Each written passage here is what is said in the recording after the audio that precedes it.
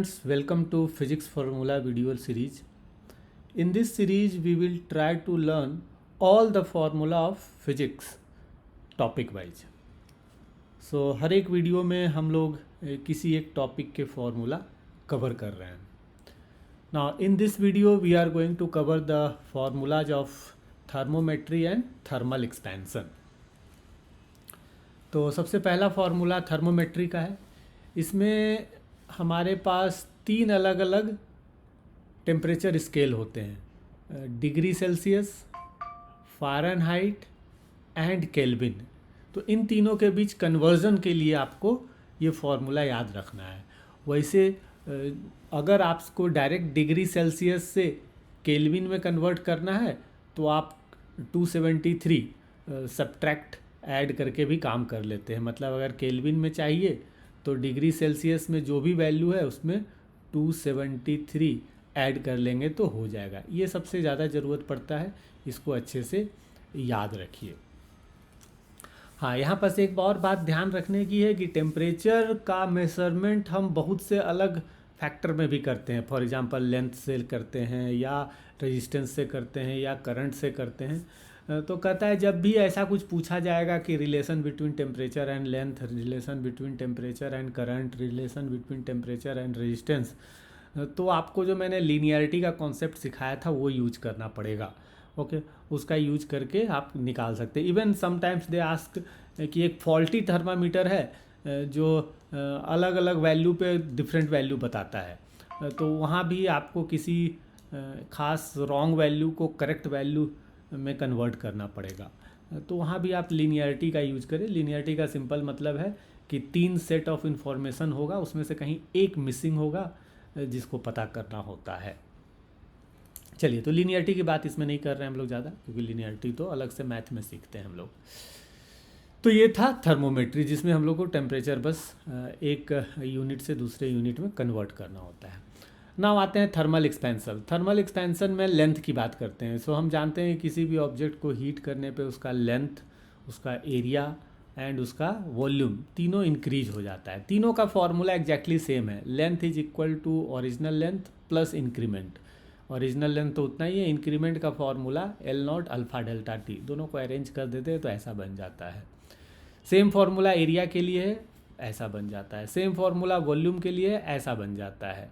ना इसमें डिफरेंस ये है कि लेंथ के लिए हम लोग कोफिशिएंट अल्फ़ा लेते हैं, एरिया के लिए कोफिशिएंट बीटा लेते हैं और वॉल्यूम के लिए कोफिशिएंट गामा लेते हैं. ठीक है, और इन तीनों के बीच एक रिलेशन है जो इधर अलग से आपको दिखाया गया है. ये रिलेशन बहुत इंपॉर्टेंट है क्योंकि हो सकता है कि आपको एग्ज़ाम में वॉल्यूम्स का क्वेश्चन सॉल्व करना हो लेकिन दिया जाएगा अल्फ़ा, तो आपको गामा इक्वल टू 3 अल्फ़ा करना पड़ेगा. इसी तरह से beta is equal to 2 alpha. Okay, तो ये फॉर्मूला रिलेशन दोनों में, तीनों में याद रहना चाहिए. चलिए, कहता है कि जब हम किसी ऑब्जेक्ट को हीट करते हैं तो उसका लेंथ, एरिया और वॉल्यूम के साथ साथ उसका डेंसिटी भी चेंज हो जाता है. पर डेंसिटी का फॉर्मूला थोड़ा डिफरेंट है. तो डेंसिटी का फॉर्मूला मल्टीप्लाई होने की जगह डिवाइड में 1 प्लस गामा डेल्टा टी लिखते हैं. ठीक है ना, लेकिन डिवाइड करना आपको पता ही है थोड़ा कठिन होता है. वैसे भी गामा डेल्टा टी की वैल्यू इस तरह से होगी कि उस डिवीजन को करना बहुत डिफ़िकल्ट हो जाता है. तो अप्रॉक्स आंसर के लिए उसको हम लोग मल्टीप्लिकेशन में कर सकते हैं with a minus sign. Okay, plus sign की जगह माइनस करके मल्टीप्लिकेशन में कर देने से भी आंसर अप्रॉक्सीमेटली सेम आ जाता है. बाकी आपको मैंने बताया है कि ऑब्जेक्टिव क्वेश्चंस में अप्रॉक्स आंसर निकालना इज़ द बेस्ट ऑप्शन. अब आते हैं लिक्विड. कहता है लिक्विड का जो एक्सपेंशन होता है वो हमें दिखता अलग है और रियल में कुछ और होता है due to expansion in vessel. तो इन केस लिक्विड के लिए आपको पूछा जाए तो एपरेंट, रियल और वेसल का एक्सपेंशन अलग अलग होगा. तीनों के लिए अलग अलग फार्मूले लिखेंगे और तीनों का गामा जो होता है वो रिलेटेड होता है. तो उनके गामा के बीच ये रिलेशन है. Gamma apparent is equal to gamma real minus gamma vessel. तो इसकी ज़रूरत आपको पड़ सकती है.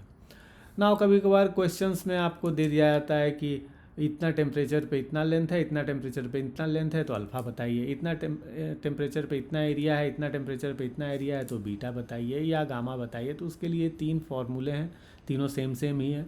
इनको भी रट लीजिए, समझ भी सकते हैं इनको. ये फार्मूला एक्चुअली इन्हीं फार्मूले से मॉडिफाई होके आया है. कुछ नया नहीं है, लेकिन फिर भी आप इनको याद कर लें तो बेटर रहेगा। चलिए, इसी में कैलोरीमेट्री का भी इधर फॉर्मूला है।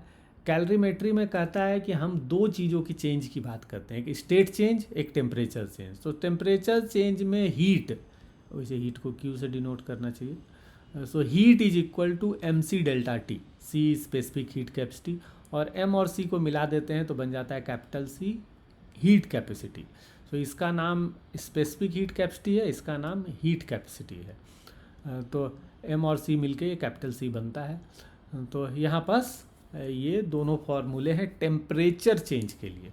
लेकिन अगर स्टेट चेंज का बात किया जाए तो स्टेट चेंज के लिए हीट की वैल्यू होती है m into L.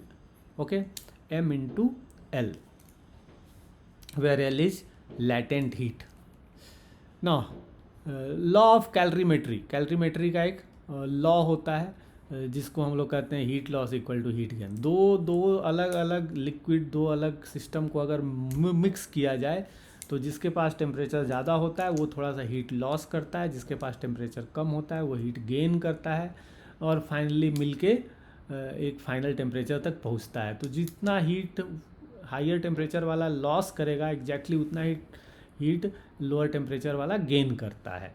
Okay, so this is the law, heat loss is equal to heat gain. इसका यूज करके ही क्वेश्चंस बनते हैं। क्वेश्चन कैसे सॉल्व होते हैं उसके लिए तो हम लोग अलग वीडियो बना रहे हैं, उसमें आप देख सकते हैं ना। एक और याद करने वाली चीज़ है, ज़्यादातर क्वेश्चन में जो हीट दिया रहता है वो कैलोरी में दिया रहता है या कैलोरी में पूछ लिया जाता है।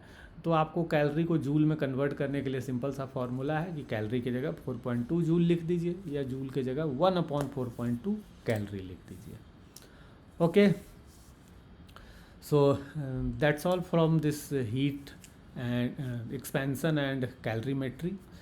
If you think there is any important formula missing in this list, you can let me know in comment. I will try to add it. Thank you.